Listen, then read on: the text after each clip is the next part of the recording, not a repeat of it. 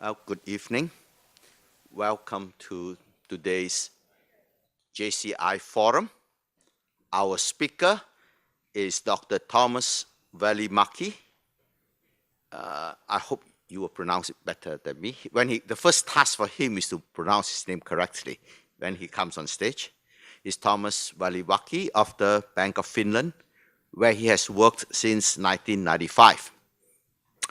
In July 2018, Tuomas was appointed to the three-person board of the Bank of Finland. Dr. Välimäki is a scholar as well as a practitioner. His latest book is Central Banking in Turbulent Times, published in 2018. The title of today's talk is The European Economy and Monetary Policy in and out of the crisis. The origin of this talk is, of course, the global financial crisis that was sparked off by the collapse of Lehman Brothers in September 2008. It is interesting in the context of what is happening today that the three leading financial officials gave the same reason for the collapse of the US financial markets in the first 72 hours of the disaster. Ben Bernanke, who was then president. Was Ben Bernanke president at the time? Chairman of the Federal Reserve in Washington, D.C., Hank Paulson, U.S. Treasury Secretary, and Tim Geithner, the head of Federal Reserve New York. All three of them identify the cause of the collapse of the financial markets to have been caused by the excessive savings that flowed from China. China's high savings rate pushed the rate of US short-term bonds to very low levels, causing other investors to move on to more speculative assets. And this movement to the more speculative assets led to a bubble, and hence, and finally, is bursting.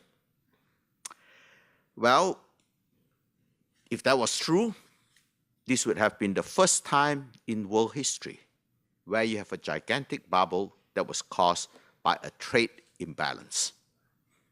All financial bubbles up to that point have been caused by a combination of loose credit policy, inadequate financial supervision, and a dose of irrational exuberance, miscalculations.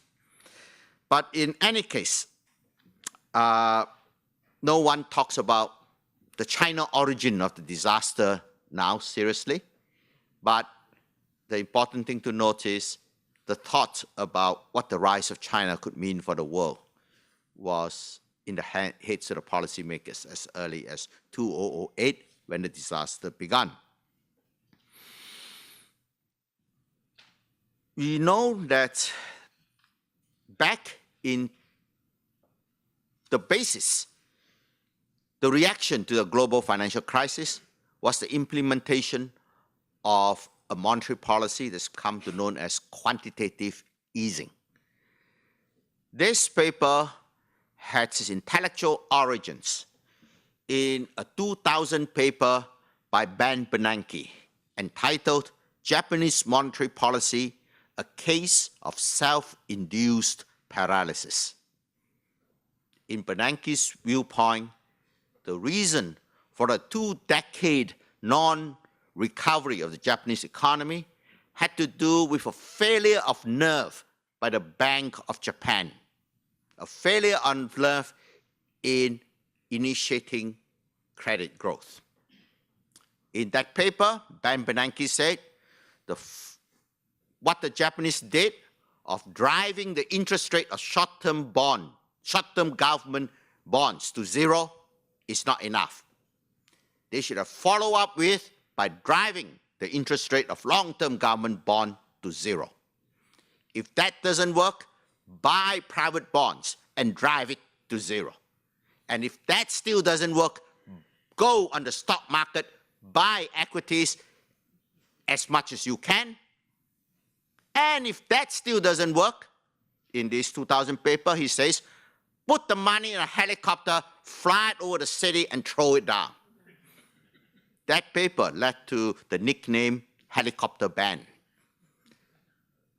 But he said there'll be no need for the helicopter drop in money because the economy would have recovered well before that. And after, when the Lehman Brothers collapsed, if you look at his policy, he did exactly the sequence I just told you. Drove short-term government bond rate to zero, drove long-term government bond rate to zero, and start buying private papers, started buying mortgage-backed securities. So quantitative easing, it gives a sense of just quantity, but it's actually a misstatement. It is also qualitative easing. You buy financial assets that go beyond government-issued financial instruments. In fact, to think of buying equities is incredible because that is equivalent to nationalization of assets. You swap ownership with a piece of paper printed by the government. But in any case, in many countries, quantitative easing means buying up many of the private bonds at face value from the banks. Hence, quantitative easing in many countries is cash for trash. So I think that we will now hear from Tuomas on this analysis on what the Europeans have been doing and whether they have succeeded in bringing dynamic growth back to the European economies, and if not, should they buy more trash in order to get it moving? So, Tuomas, please.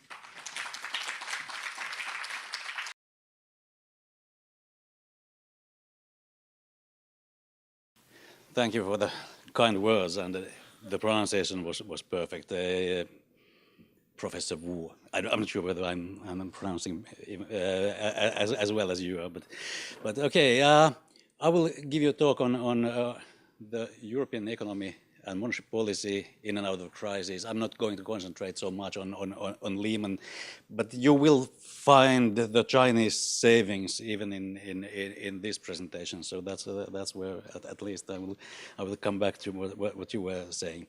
So on my background, I was already kindly introduced, but I became the member of the board of the Bank of Finland last summer. Prior to that, I was head of monetary policy and research department at the Bank of Finland, and prior to that, I used to be head of market operations. And in the previous positions, I was a member of ECB's market operations committee when the Lehman crisis broke, when the financial market crisis broke. Then I was member of ECB's, European Central Bank's monetary policy committee. So I went from markets to the real economy side just when the European sovereign debt crisis broke.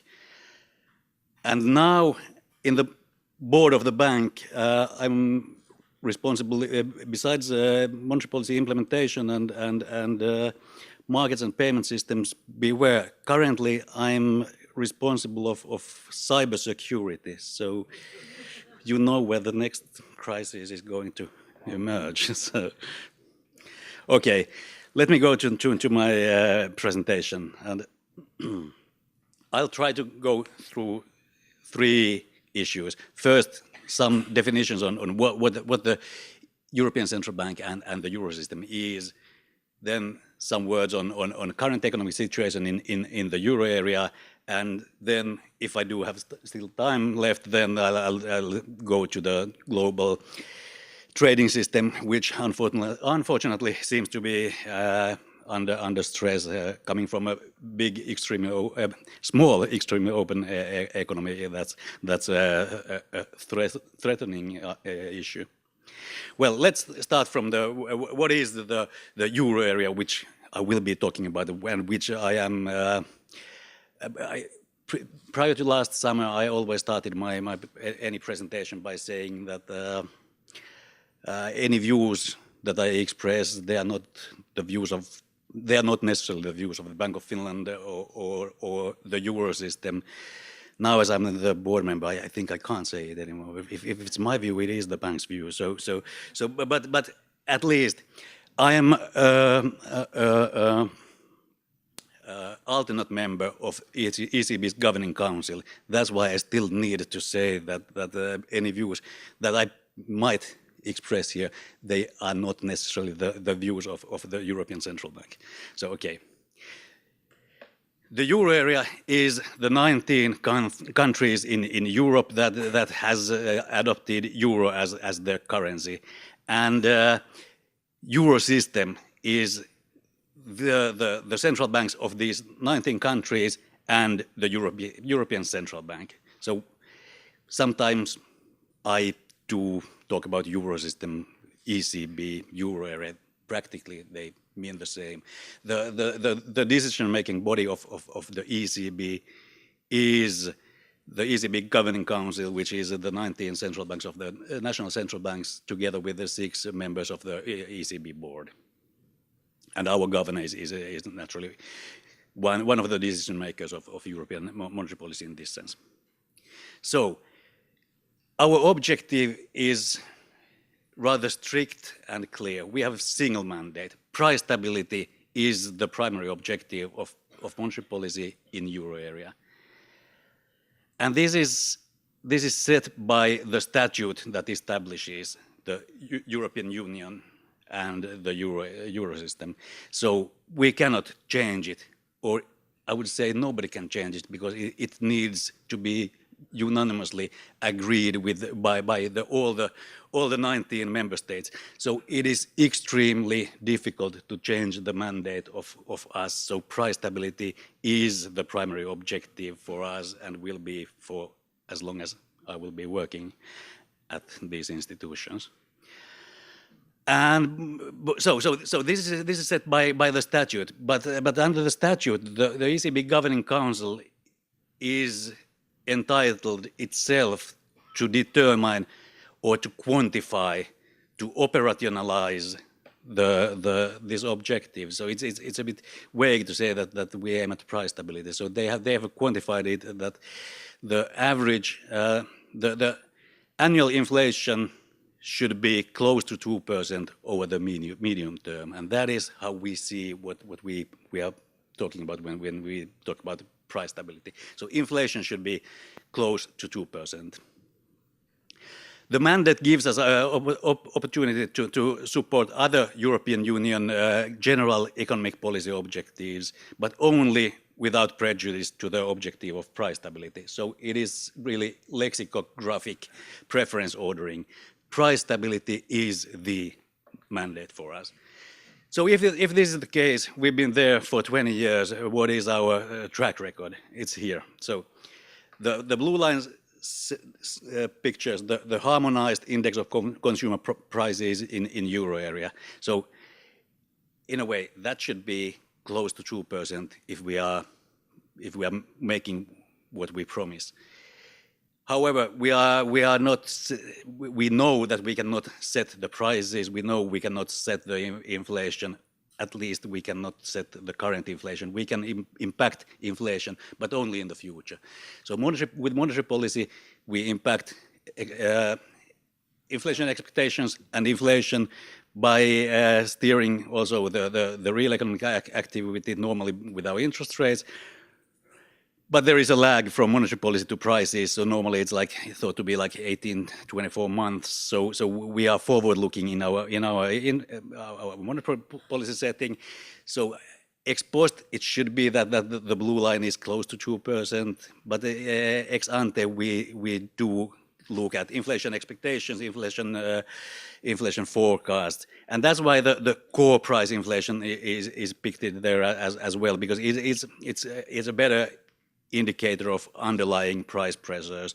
The core price is the same as the consumer price index without energy and basically seasonal food, which are fluctuating a lot without showing a pressure on future prices.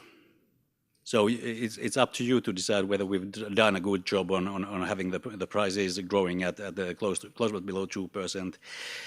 But what is basically the monetary policy, current inflation targeting in monetary policy was set in the 80s, 90s to fight inflation. Now the picture is a bit different because there hasn't been inflation for years, and our problem is to boost inflation rather than take inflation down. And there our toolbox is a bit asymmetric. We are better equipped to fight high inflation with interest rates than boosting the economy with, because there really is, if not a zero lower bound, there is at some level there is an effective lower bound for interest rates. So our problem for the last several years has been how to get inflation back up to 2%. So as you see, the core price inflation has been hovering around 1% for many years, 5 years already.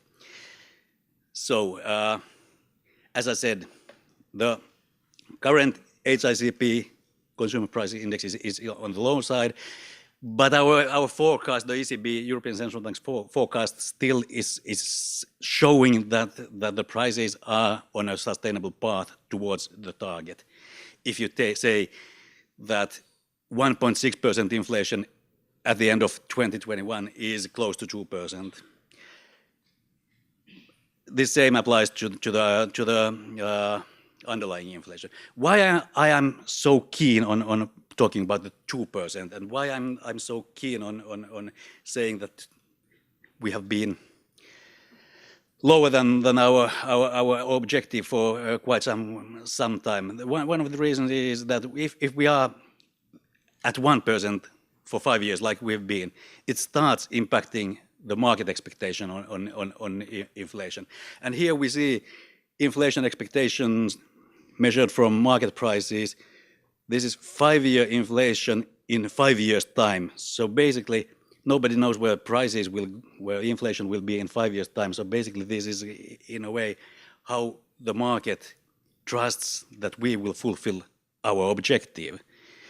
And I am personally very worried if the market says that in years 6 to 10 from this, the inflation is only 1.5%. If we aim at 2%, it's only 0.5%. I know, but it is important. And why? Now I'm trying to convince you that that it is important for us to get the inflation back to the target. And I'm doing it with a couple of basically with a story. So here we have U.S. and European GDP growth since 2000. If you take out the European sovereign debt crisis, the shaded area there, actually our growth has been rather similar. Our unemployment currently is already back to the pre-crisis, pre-Lehman crisis level, or at least close to it. Still, our monetary policy is extremely accommodative at the euro area. Here we have the European short-term interest rates. They are actually negative. So the monetary policy is extremely accommodative. Still, the unemployment rate is back to where it was before the crisis. We are not growing that much slower than US. And according to IMF, our output gap has been positive already for, say, 2 years, and it's estimated to be positive for years to come, which means that we are already operating at full capacity. so to say. And still, underlying inflation is at around 1%. So something is wrong. If we are operating at full capacity, employment is better than ever, our growth is above our potential growth, and we do not get inflation. There is something that contradicts our view of the world that we knew it, that we think it is. Either the prices, either the economic developments don't transmit to prices, wages and prices like before, or the monetary policy stance is much less accommodative than we think. That's where I'm heading next. So there might be some structural issues, and there are.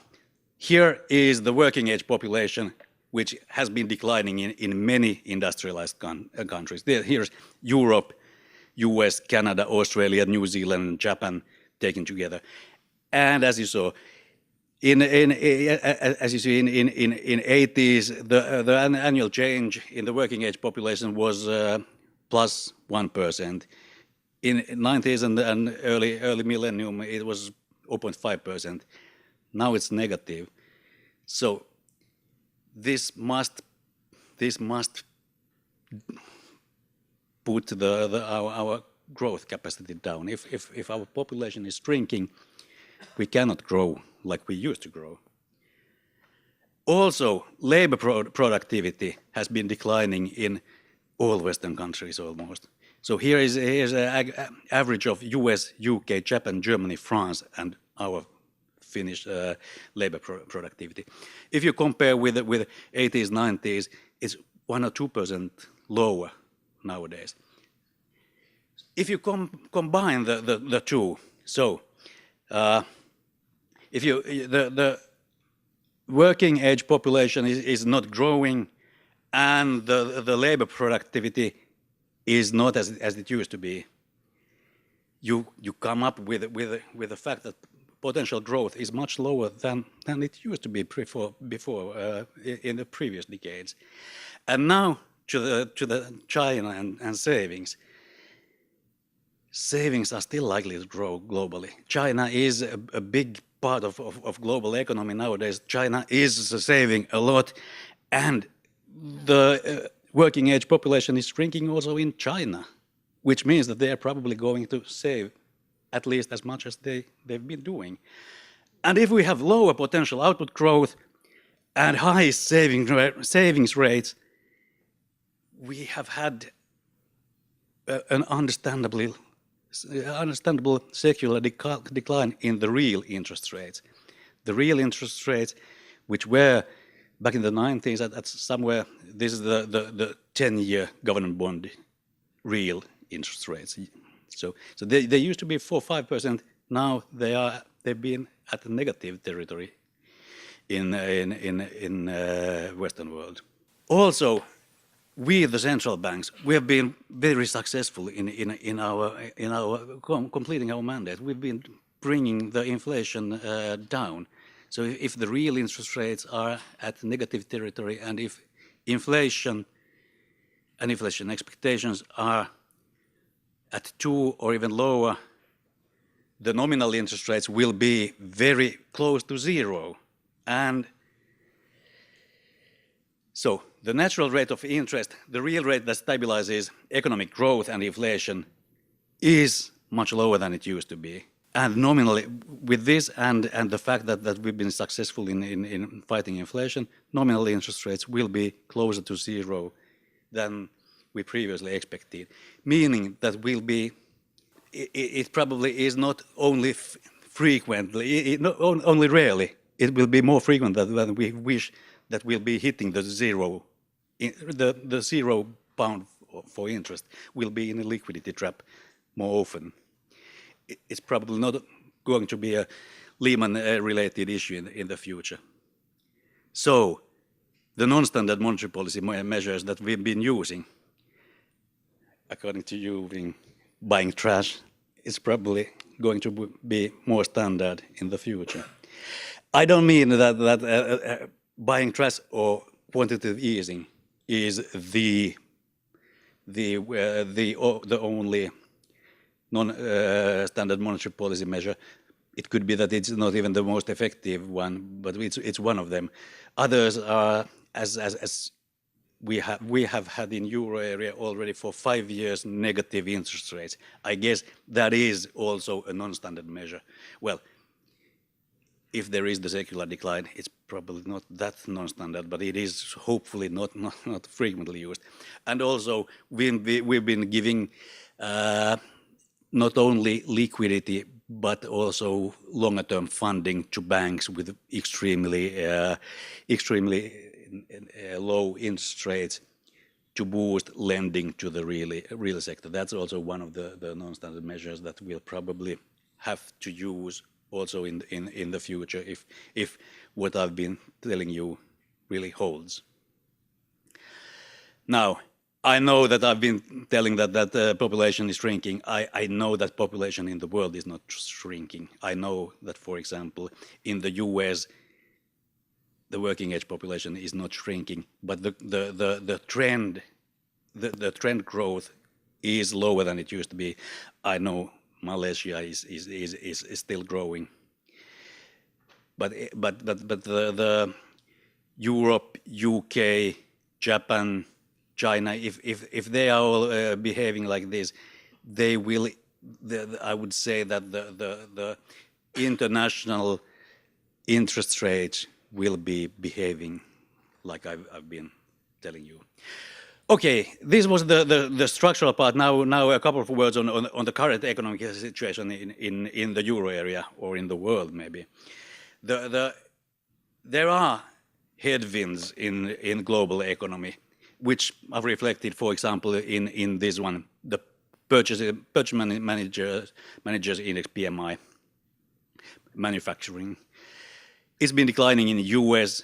In euro area, we've been falling already below 50, which is normally seen as and in China it's below 50, and 50 is the index point where above 50 you are growing, below 50 your GDP is shrinking. And as we see, the global PMI index has been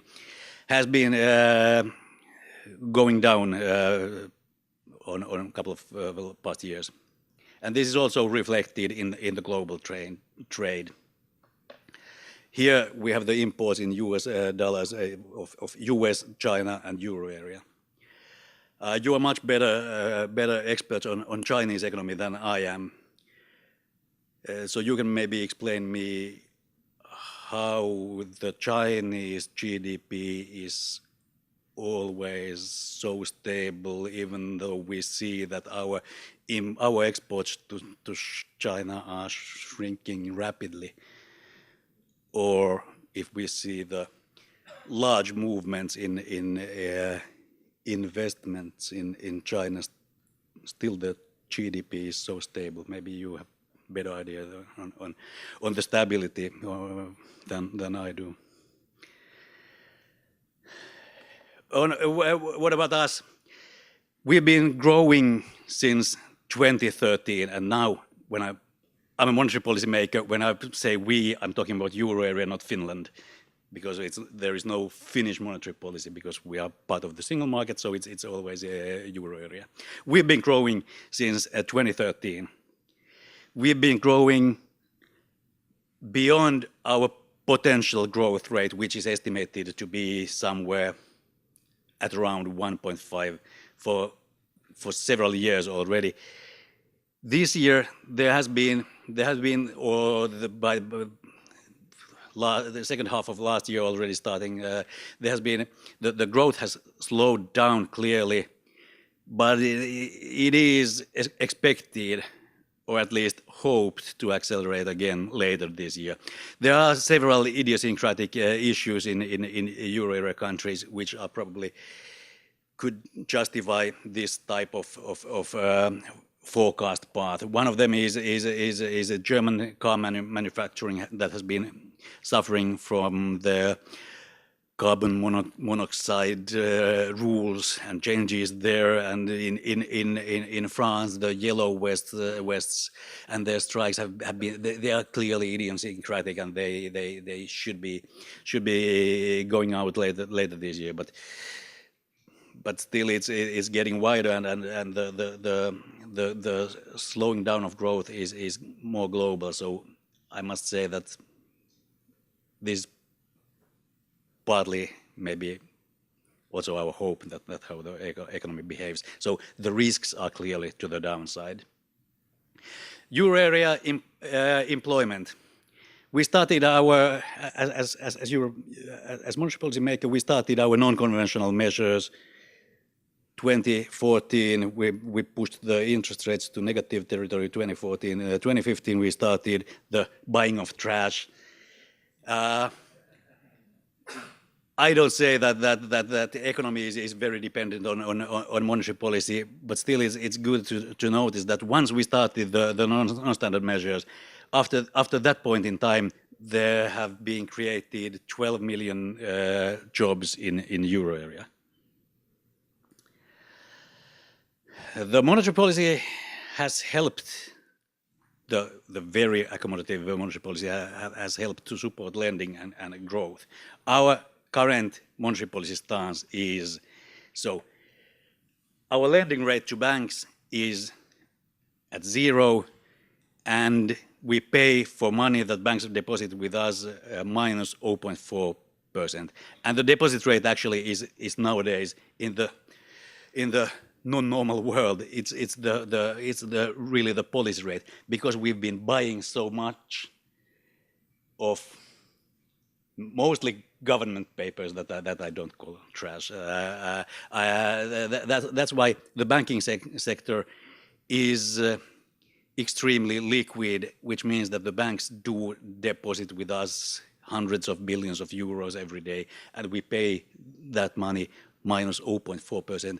It means that the short-term market rates in Europe are negative. And we've said, or the Governing Council has said, that the rates will be kept, or are expected to be kept at this level, at least until the end of this year. And even beyond that, if we are not on a stable, sustainable path towards 2% inflation. We discontinued the quantitative easing or large-scale asset purchases at the end of 2018, but we do reinvestment everything that is maturing from the portfolio that was bought prior to the year change. So we are not letting the balance sheet go down, and we've promised to keep reinvesting the maturing assets well past the first rate hike. So this is part of our forward guidance. Then last month, we announced that there will be a new series of quarterly targeted longer-term operations starting this September, and they will continue until 2021. The targeted longer-term operations, TLTRs as we call them, the serial number 2 was 4-year operations with the interest rate of 0, or if a bank increases its lending to non-financial corporates, excluding housing, the rate will go down to minus 0.4. So we gave banks 4-year money at the rate of minus 0.4 just to boost the economy. That's non-standard. That's so we announced that we'll start a new series. The maturity will be lower this time, and the pricing is still yet to be decided in the meetings to come.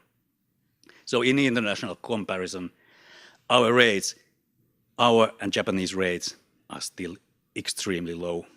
The Fed has been able to somehow normalize their rates, but we are far from that.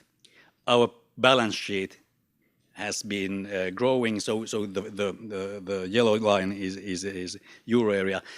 So the euro system balance sheet is 40% now of the euro area GDP. In comparison, in US it's currently 20%, and in Japan it's 100. So Japanese is on the left-hand scale. And this is what kind of trash we've been buying. Yellow or the is pink or something like that. That's covered bonds. Covered bonds are bank bonds which are collateralized with a cover pool. So it's a collateralized lending in a way. The yellow one is public sector securities, which is basically government paper. Mostly it's government paper. And the blue one is ABSs. No, actually the ABS probably is not even visible. It's corporate sector bonds. So it's investment grade rated corporate bonds. They are not bought at nominal prices. They are bought at market rates. So in that sense, it should be, if it is trash, it's priced as trash. So central bank is not giving money away in that sense. So it's not nominal price. It's purely the market price, and there are strict limits under which, for example, how much of each issuance can be purchased. So it means that the majority of the issuances still needs to be held by the private sector, and so the pricing should be okay. Here we have the bank lending rates in some euro area countries, just to show that during the European sovereign debt crisis 2011, 2012, maybe continue in 2013, the bank lending conditions were heterogeneous around the euro area, but part of our non-standard measures have been aimed to shrinking these discrepancy. For example, the longer-term funding to banks, which is at single price, same price in each country. It somehow equalizes the funding cost of banks, and via that, the bank lending rate should only reflect the risk of the corporates that are being lent. And if we see how the quantities go, the previous one was the pricing of bank loans. So here is the annual growth in non-financial corporate and household lending, and we see that we started the measures by which we wanted to boost lending back in 2014, when, for example, the non-financial corporate loan stocks were declining by 4% per year. At least from that time, things have changed, and I guess we need to see this type of figures if we want to get inflation back to 2%. We are still very far from figures which we used to have prior to the Lehman crisis, which were seemingly unhealthy, at least ex post, when you look at the ex post of them. Now, all of this and our help from monetary policy side has increased wage inflation back to levels that could be in line with getting prices back to 2%. Okay, there is still some productivity growth, so the wage growth is not too hefty. And what has been the oddity not only in euro area, I guess it's more global in US and also, we do have some kind of wage Phillips curve, but not a price Phillips curve. So the transmission from wages to prices has somehow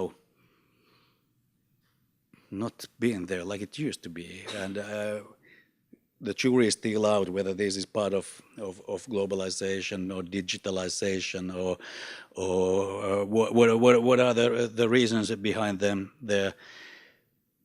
But somehow, if wages grow much faster than prices for a long time, it needs to be showing in markups, and at some point, firms need to push the wage increases into prices. That's how I still see the economy working. Now, I think, well, I think I have still some time, don't I? Yeah, okay. So let's go to the global trading system. I had a slide on Brexit, but I left my office 24 hours ago, which means that I don't have a clue what happens with Brexit now. So you know much better than I where we are on that sense, or let's say nobody knows. Nobody knows.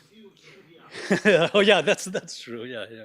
So I guess there is simply nobody in the world who knows what will happen with UK in the couple of weeks or a couple of months. So we are sad to see UK leaving the EU. That's for sure. We would hope to have UK in EU in the future as well, but we want to be in a union where if somebody wants to leave, you can check out any time that you want, but you'll never leave. I think that it's still better if a country wishes to leave, it should be let doing so, even though we all regret it. So I don't wish to say anything more on the Brexit part, but still on something on integration and disintegration of the global trading system. Well, we see some positive signs like the deal between EU, European Union, and Japan free trade agreement, which took force this February. Also, NAFTA was renegotiated, even though you cannot call it NAFTA anymore, because it's much better than any NAFTA in the world previously. So let's call it something else, but it's still some type of positive sign. But as you all know, the disintegration is worrisome. The tariffs on goods, tariffs on free trade. We don't know how the negotiations between US and China goes, or I need to check my Twitter if I want to know where we are now. And if there is an agreement between US and China, I don't know whether the next one is then EU and cars, or it's worrisome. We've done some calculations on the impact of escalation of some issues that I was just mentioning. So we made 4 scenarios. The first one is that US will extend the fiscal stimulus package that has been there. The fiscal stimulus or the expenditure side was decided already. It should be ending by the end of this year, and some of the personal income taxation issues are there to 2025, if I remember correctly. And in our scenario, these will be continued. Then there is a new tariffs imposed by US on, it's in this simulation, in this scenario, it's 25% on everything between China and US, and both ways, bilaterally. So China meets the US tariffs, and also 25% on European car exports to US and the European Union meeting the tariffs by setting similar tariffs on US.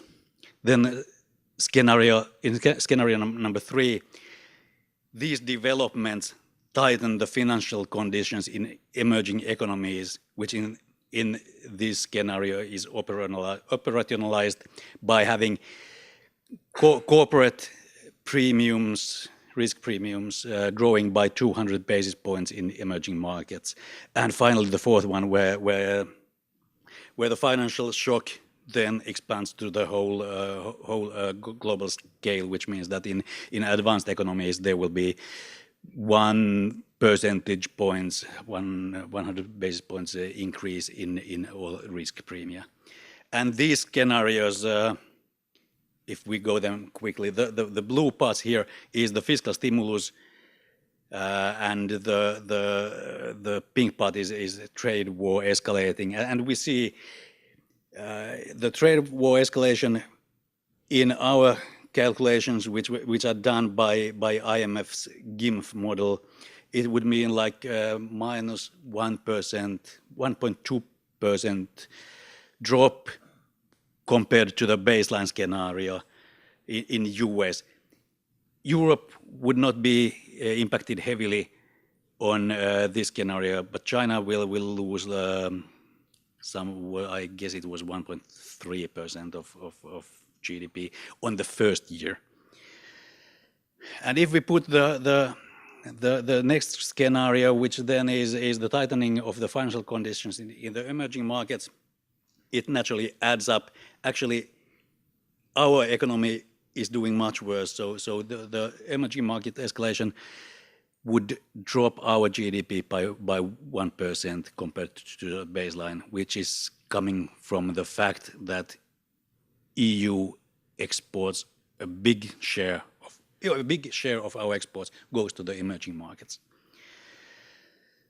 And unfortunately, I don't know why, but the scenario slide where the scenario number 4 is missing here. But then, so if the tightening of financial conditions would be also on advanced economies, it would make the euro area being the one that is suffering the most. It would be like minus 3% on GDP for us, and in the world, on the global level, it would mean minus 2.5% compared to the baseline, which is roughly half of the Lehman crisis that we had 2008, 2009.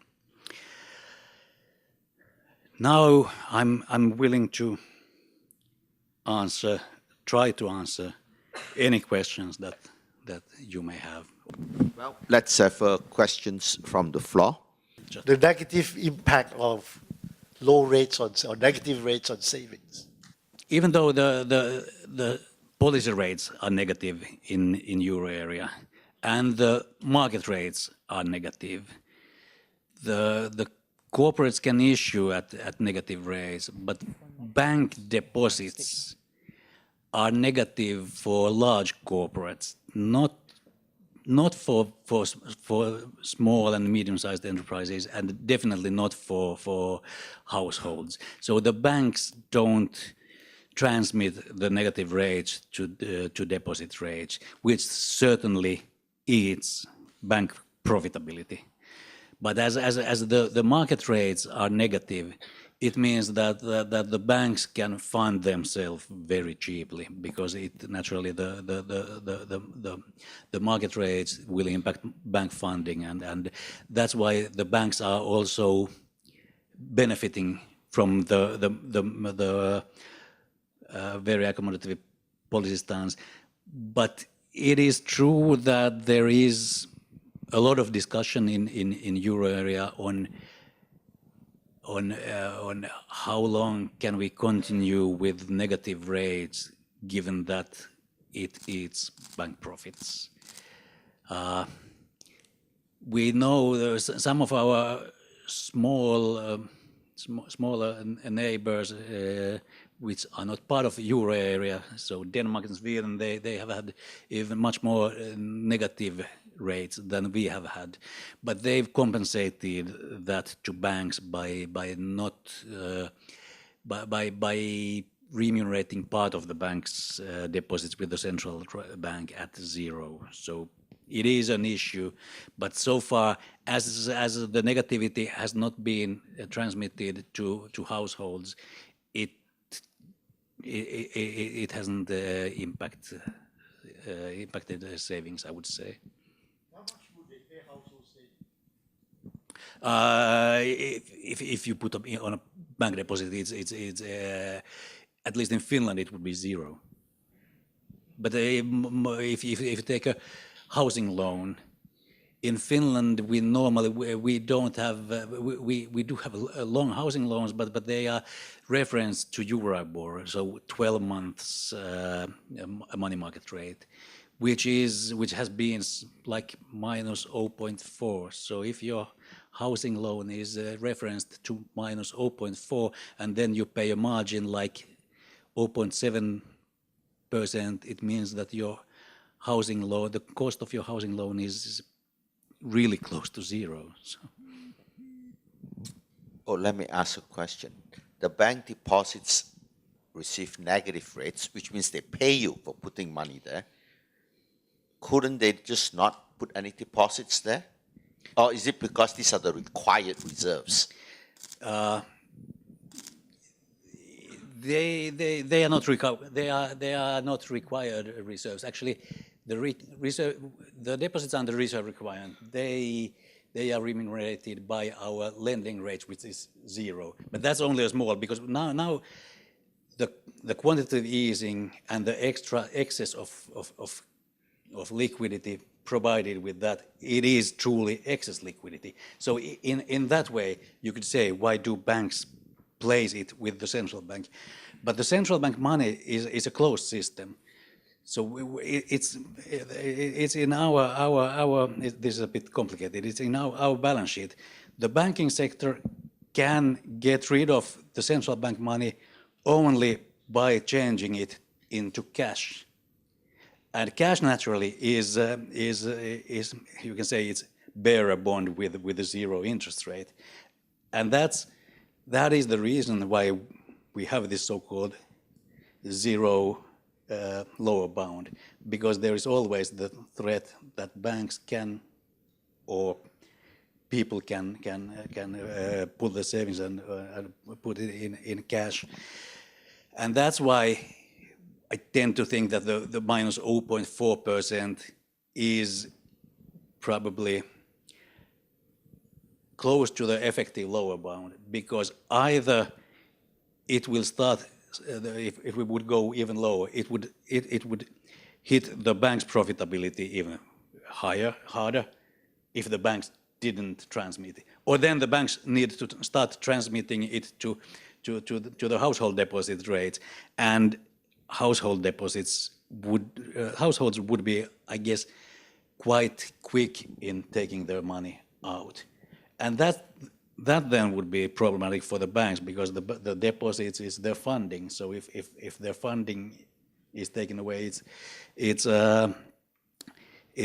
hurting them, and certainly we don't want to push the economy into a situation where investing in safe storages for cash would be profitable. I think that because you have a euro system, but you see, one guy falls sick, everybody falls sick together. It's like a flu spread to everybody. So I want to ask you, is a euro system a good system?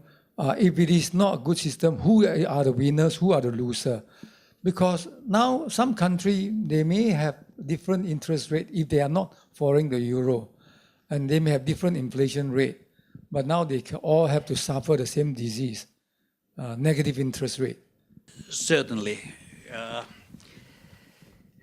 With the single currency area, we have single monetary policy, so it is one size fits for all, and sometimes it fits some better than the others. On average, Actually, coming from the euro system, I cannot say anything else, but I still do believe, coming from Finland, for example,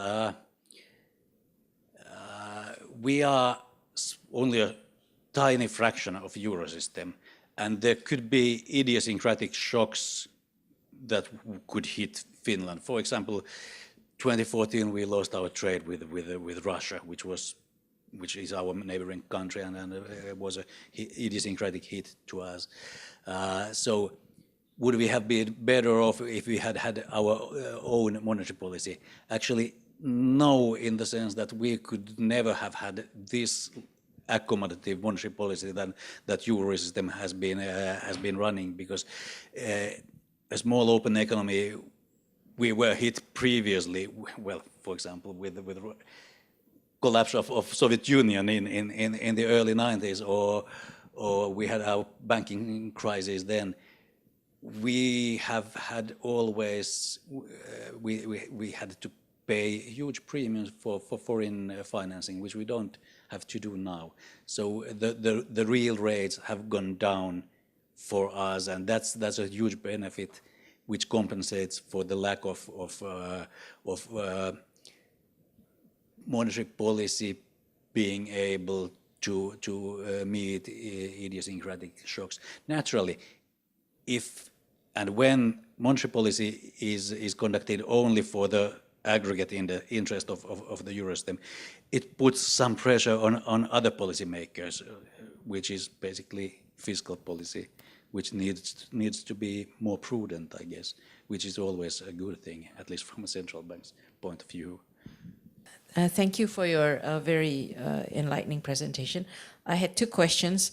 You mentioned something about that non-standard monetary policy measures are like to be more standard in future, because I think we are in this part of the world struggling with that too. As you know, the US is raising the interest rate, and in our part of the world, it's about lowering reserve requirements and reducing the restrictions on real estate lending and things like that. But I just wonder what you meant by that, and whether you can elaborate.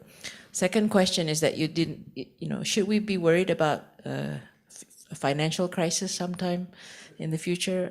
If not, why not? Are all the after the financial crisis in 2008, have we been able to deal with the systemic risks?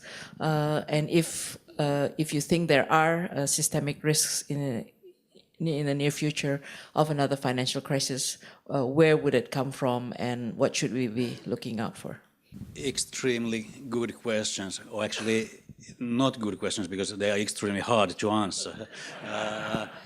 On the first one, when I'm talking about non-standard monetary policy measures, I normally talk about having abnormally low interest rates, having long-term funding from central bank directly to banks, buying stuff from the markets in huge quantities. Also, because as I started that I said that we will be hitting the zero lower bound more frequently. So if we need to adjust that, we need to be ready to have negative rates or low rates for longer time.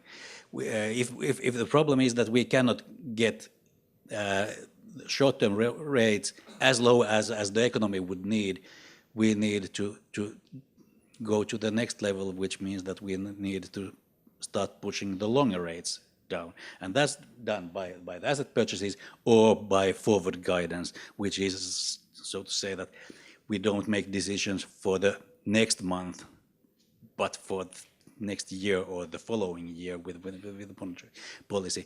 That will be more frequently there, I think. And so the asset purchases, the lower for longer policy, and forward guidance.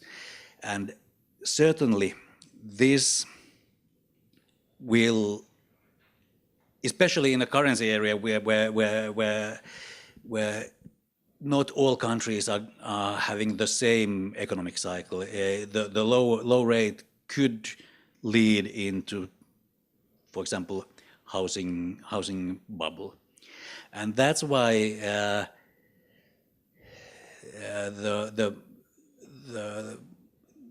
in some places it's monetary policy maker. In some places it's the FSA or some other competent authority have been given so-called macroprudential tools to meet these growing imbalances on some sectors. Normally it's the housing that we think, and the macroprudential tools, they are in euro area, they are decided on national level. So that's one of the ways where you can, in a way, fix the fact that it doesn't fit. For example, the negative rates could lead to a housing price bubble in Dublin, and that's why Central Bank of Ireland has been using macroprudential tools by which they've been reducing the lending to households. That's why, for example, in our targeted longer-term refinancing operations, the targeted comes from the fact that banks cannot use that money. At least the rate will be higher if they do. They cannot use it for housing purposes.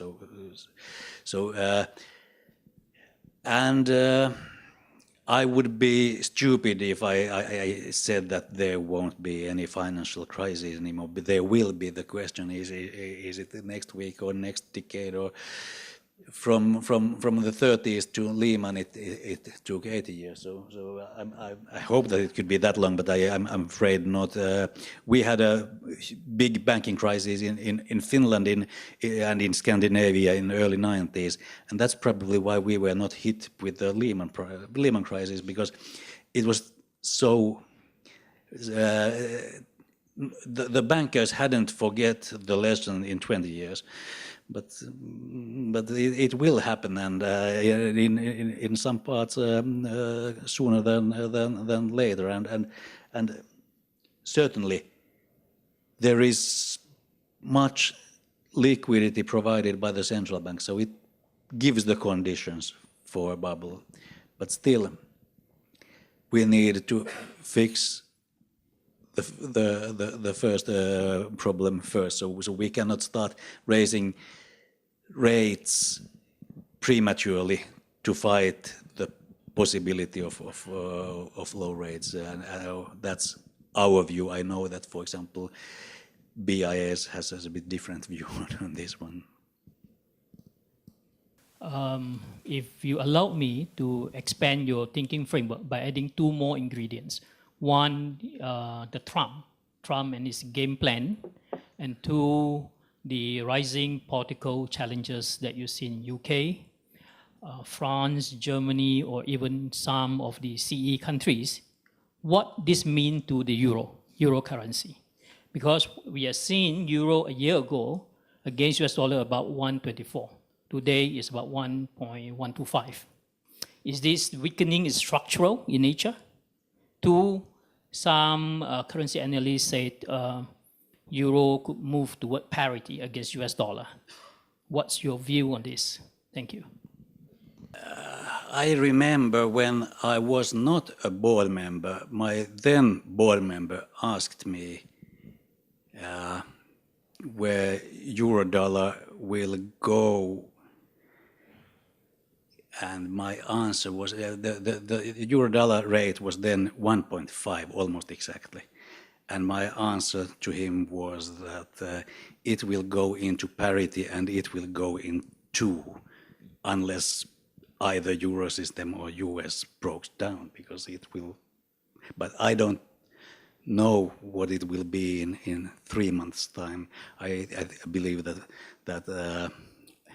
I cannot beat the FX market, and that's why I don't give any forecast on that type of movements.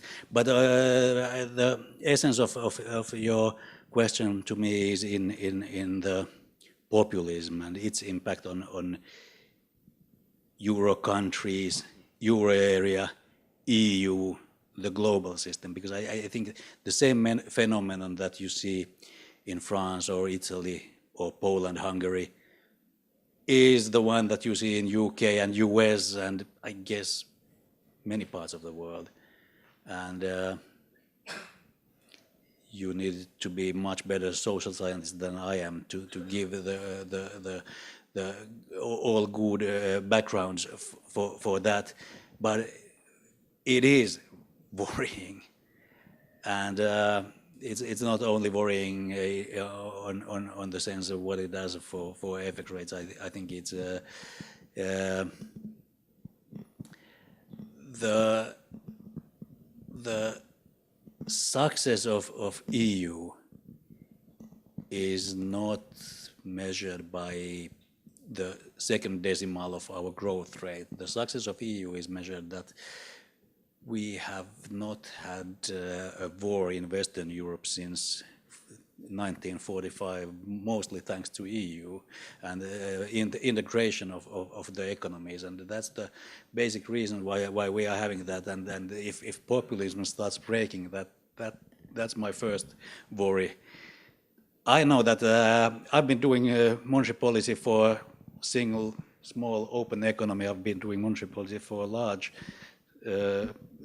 more closed economy. So Finland and Eurosystem. In Eurosystem, I've been doing monetary policy for countries, for 12 countries, 13, 14, 19 countries. So we can do monetary policy rather well for whatever types of systems, but the systems need to be prudent for much more important reasons. And I don't know what happens in the next European elections. Actually, from my perspective, one of the most interesting issues is that the Euro elections is going to...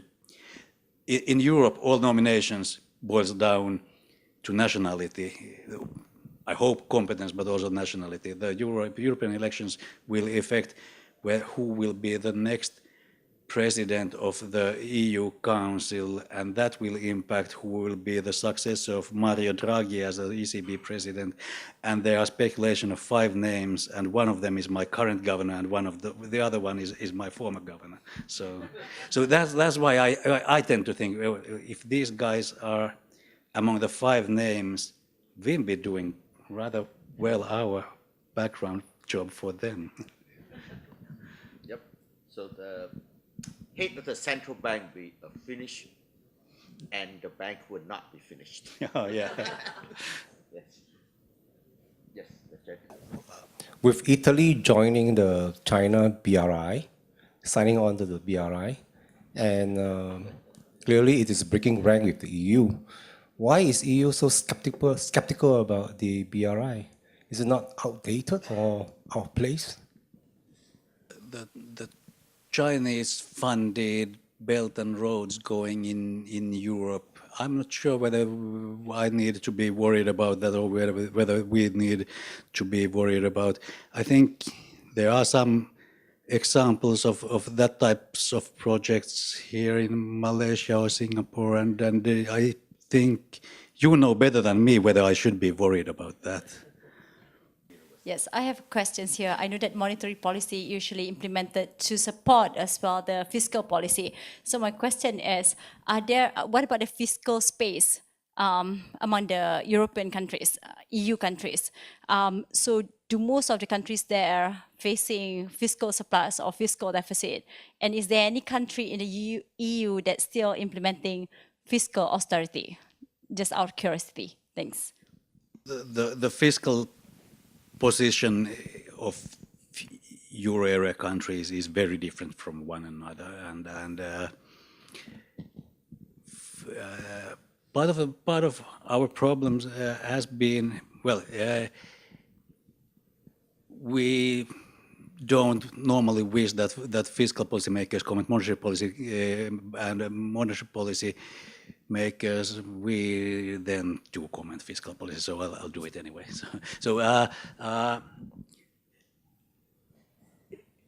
When we are having this type of very extremely accommodative monetary policy as we are, and if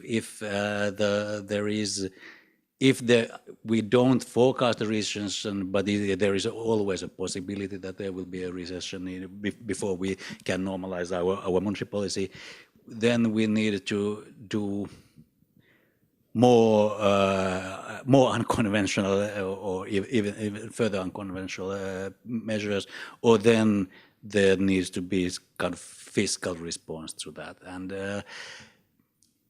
in the euro area sovereign debt crisis, the problem was that the economic cycle was rather different in, say, in Germany and in Mediterranean countries. And Germany had huge fiscal base. Well, they're still there. The current account surplus is at 8% or something like that, and they are having they are running fiscal surpluses. So there is huge fiscal space with them. But they also were having unemployment rates lower than ever, which means that why should they then do fiscal stimulus if they are overheating? And the countries which would have needed most the fiscal policy boosting the economy didn't have the fiscal space. So it is a coordination problem which is not easy to fix in a currency union which is not federal state like the US. So you need to have and then I wouldn't dare to say that to have a more efficient monetary policy, one should go for a federal system, because the decision on whether to go to federal system is way larger than monetary policy. So when we are looking ahead, currently it seems that one of the countries that is where the growth is slowing most rapidly is Germany, which has the biggest fiscal possibilities. So it could be that this time it's not that adversely distributed the fiscal space and fiscal needs than it was in the previous case. But still, if and when the fiscal policy is on national level, there is this type of problem. But yes, certainly Greece is still doing austerity, and Italy is having much looser fiscal policy than they should. But that's a normative statement, not a positive. Yes, exactly. So my question is basically, so do you think the Eurozone fulfills Mundel's idea of an optimum currency area? And secondly, drawing from the fact that the Eurozone countries are diverse and they are equally vulnerable to asymmetric shocks, do you think a common fiscal union, drawing from the previous question, would be a viable solution? And would it be, politically sustainable as well? Somehow I would understand the idea that if you are hit by a huge idiosyncratic shock, you might be tempted to go away in a system where you have your monetary policy freedom, but UK is not part of Eurosystem, so I don't think that it's not so obvious in this sense.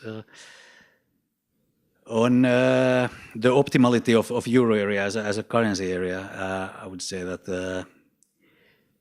I'm a practitioner in the sense that I would say that we are doing monetary policy for this currency area, whether it's optimal or not, but it's the currency area we are doing, and the longer it exists, probably the closer and closer our cycles will be, and the more optimal the currency area will be. Actually, there's a colleague of mine who has been studying, in this room actually, who has been studying the cycles and their synchronization, and the business cycles in the EU have become more synchronized during the existence of the currency union. So probably we are getting there, but we call Finland a country, but Ohio is not a country. I think they do have idiosyncratic shocks in US as well, and there is a single currency area. The thing is, how could you then use the rest of the economic policy toolkit to better meet these shocks? And well, if we are not going to a federation, if we are not going to have a fiscal union, part of the answer needs to be, and what is happening is banking union. It is in a way private risk sharing among the countries. Banking union and capital market union, which is still an initiative. Banking union is pretty much there. Only the one final edge is missing, which is the European deposit insurance scheme, which we are very eager to complete. And I hope that it will be completed in a couple of years. But there is also already the single supervisory mechanism and the resolution mechanism. These will help in the sense. The capital markets union is something that needs to be worked with much more intensively than we have been doing so far. And I don't know what the Brexit here means, because in a way we are losing the capital markets from EU when London is leaving. So maybe, I don't know, maybe it helps making the system more similar, because it's also a common law versus the European law style. So there are some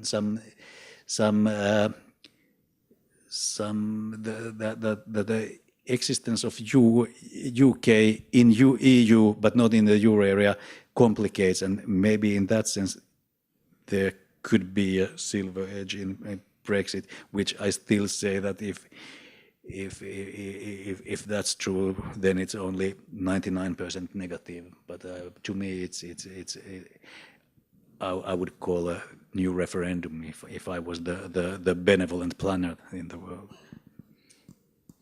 Why do I always get this foreboding feeling about Europe? It seems to be very technical, but what is the quality of life and standard of living for the people with all these policies? All I see is a lot more protest. And a lot of the news media, I don't see them portraying positive things for the man on the street. Could you please comment on that? Thank you. Yes.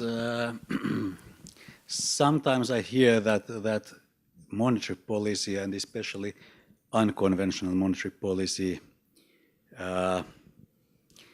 it enhances income